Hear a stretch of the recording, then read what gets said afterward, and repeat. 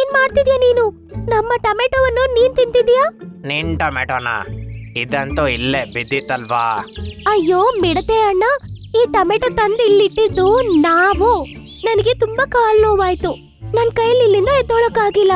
ಅದಕ್ಕೆ ನಾನು ಇಲ್ಲಿಂದ ಹೋಗಿ ನನ್ನ ಫ್ರೆಂಡ್ಸ್ ಅನ್ನು ಕರ್ಕೊಂಡ್ ಬರಕ್ ಹೋದೆ. ಅಷ್ಟ್ರಲ್ಲಿ ನೀನ್ ಇದನ್ನ ತಿನ್ಬಿಟ್ಟಿದ್ಯಾ?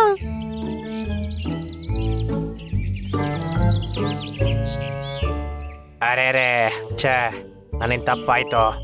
ಅರ್ಧ ತಿಂದಾಯ್ತು, ಅರ್ಧ ನಾನಿನ್ ಮನೆ ಹತ್ರ ತಂದಿಡ್ತೀನಿ. ಈ ಟೊಮೆಟೊ ಇವತ್ ತಿನ್ನೋದಕ್ಕೋಸ್ಕರ ನಾವು ತಗೊಂಡೋಗ್ತಿರ್ಲಿಲ್ಲ. ಚಳಿಗಾಲ ಬೇರೆ ಬರ್ತಾ ಇದೆ. ಚಳಿಗಾಲದಲ್ಲಿ ಆಹಾರ ಹುಡುಕಿದ್ರೂ ಕೂಡ ಸಿಗಲ್ಲ. ಅದರಿಂದ ನಾವು ಆಹಾರವನ್ನು ಕೂಡಿಡ್ತಾ ಇದ್ದೀವಿ. ನೀನು ಅರ್ಧ ತಿಂದಿರುವ ಈ ಟೊಮೆಟೊವನ್ನು ಎತ್ಕೊಂಡೋದ್ರು ಕೂಡ ರಾತ್ರಿ ಒಳಗಡೆ ಇದು ಕೆಟ್ಟೋಗುತ್ತೆ. ಇದರಿಂದ ನಮ್ಗೆ ಏನೂ ಉಪಯೋಗ ಇಲ್ಲ. ಏನಂದೆ? ಚಳಿಗಾಲಕ್ಕೆ ಈಗ್ಲೇನಾ? ಹಾ, ನಾವು ಚಳಿಗಾಲಕ್ಕೋಸ್ಕರ ಇವಾಗ್ಲಿಂದಾನೇ ಆಹಾರ ಕೂಡಿಡ್ತಿದೀವಿ.